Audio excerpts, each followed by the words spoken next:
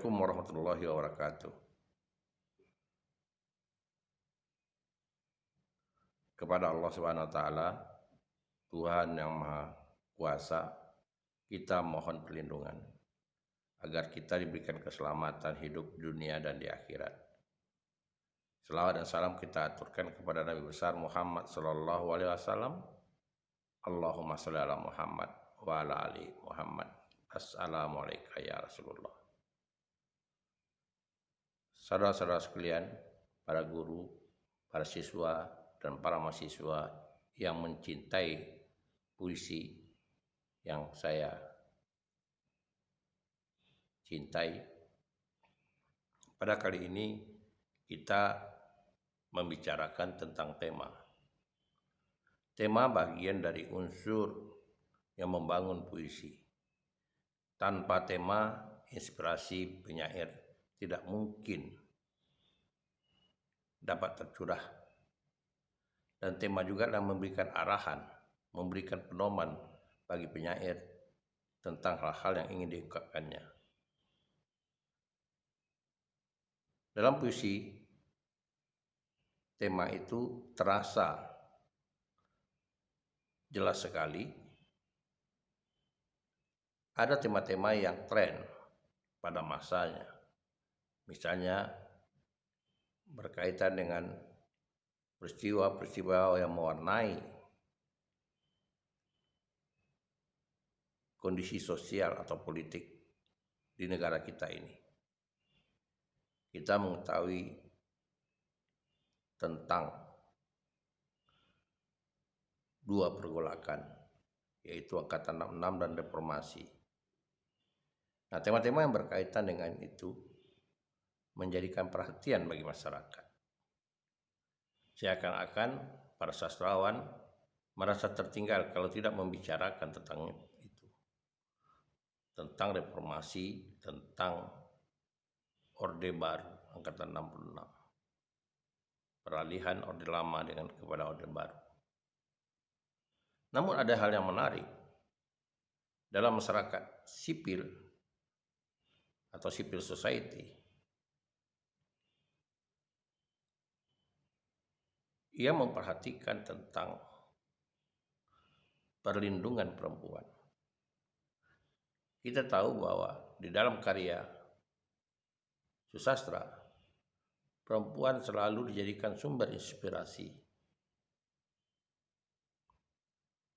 Kalau kita bandingkan, lebih banyak puisi di Indonesia ini membicarakan perempuan daripada membandingkannya dengan objeknya laki-laki.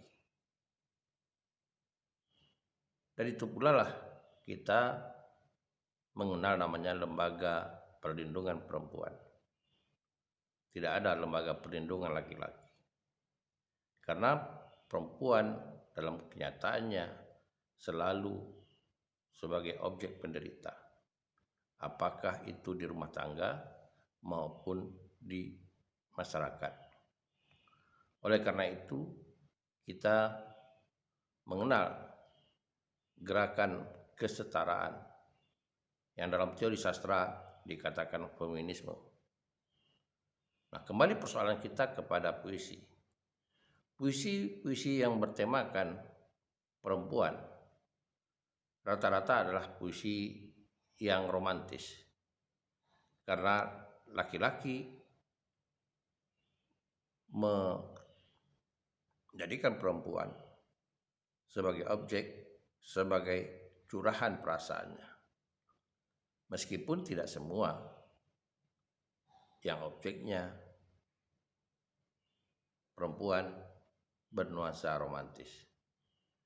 Kita bisa melihat puisi-puisi Chairil Anwar. Bagaimana romantisnya sajak pelabuhan senja di pelabuhan kecil. Yang menggambarkan gadis manis Iseng sendiri. Atau sajak putih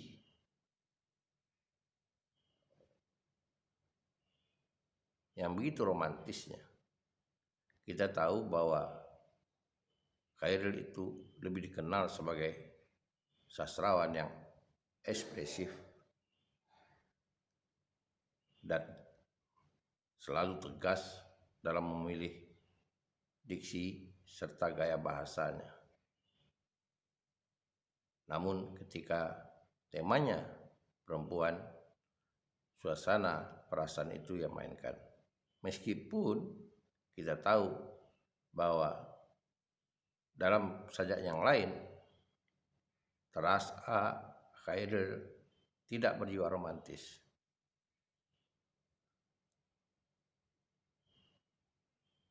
Misalnya pada sajaknya yang berjudul Penerimaan, ia memberikan ketegasan tentang persyaratan terhadap seseorang, objeknya, perempuan, tentang sikap, tentang egonya Khairil yang ia ingin memiliki perempuan dalam seutuhnya. Pada sajak lain tentang nasib perempuan ini dapat kita lihat pada sajak nyanyian angsa W. Serendra. Bagaimana perempuan seorang pelacur yang digambarkan begitu menderitanya dia. Setelah ia tua dan tidak lagi menarik, bahkan sudah sakit-sakitan, dan ia dibuang begitu saja oleh germonya. Kita bisa baca pada nyanyian angsa W. Serendra. Jadi bicara tentang perempuan ini, sebetulnya dalam perkusian Indonesia perempuan diposisikan pada posisi yang lemah. Namun perempuan juga sebagai sumber inspirasi bagi orang menciptakan syair-syair, lirik-lirik puisi, bahkan syair-syair lagu tentang perempuan. Kenapa saya katakan demikian? Dalam realita, perempuan memainkan perasaannya. Dia mengutamakan perasaannya dibandingkan logika. Karena itu dia dianggap sebagai makhluk yang lemah. Namun kenyataannya ketika menulis puisi, justru laki-laki yang memainkan perasaannya terhadap perempuan. Laki-laki lebih mudah mengolah perasaannya ketika membicarakan tentang perempuan. Oleh karena itu, ada keterbalikan antara kehidupan realita dengan kehidupan penyair. Seakan-akan perempuan dalam mata penyair menjadi sumber inspirasi karena ia mampu membuat suasana yang romantis, perasaannya berhadapan dengan perempuan. Saudara-saudara sekalian, dalam realita kita mengetahui ada lembaga perlindungan perempuan. Karena perempuan itu selalu sebagai objek penderita. Di dalam rumah tangga kita mendengar kasus yang selalu terjadi, kekerasan dalam rumah tangga yang korbannya itu perempuan. Kalau terjadi perempuan yang akan jadi korban ketika perceraian berlangsung, dan perempuan juga yang selalu yang dikhianati oleh laki-laki dalam kasus perselingkuhan. Nah, oleh karena itu, mari kita cermati bagaimana tema-tema tentang perempuan ini di dalam perpustakaan Indonesia. Apakah hanya tema-tema itu berkaitan dengan mengeksploitasi perasaan, atau ada tema-tema yang melindungi hak-hak perempuan sesuai dengan gerakan lembaga sosial yang mengutamakan tentang perlindungan perempuan.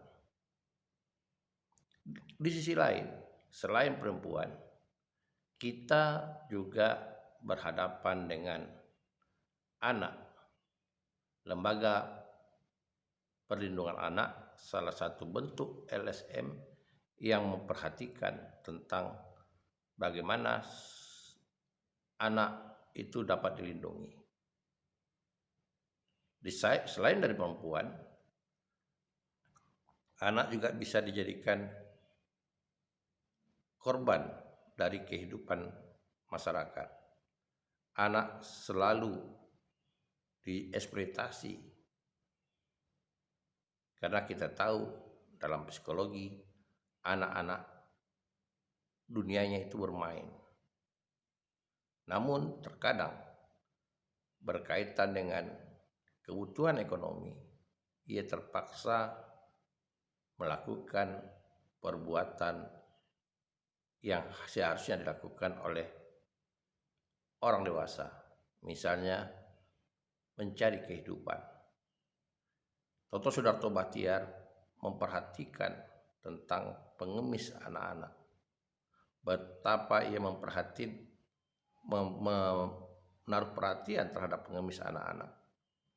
Satu contoh, dalam liriknya ia mengatakan, setiap kita bertemu gadis kecil berkali kecil, senyummu tak pernah meninggalkan duka.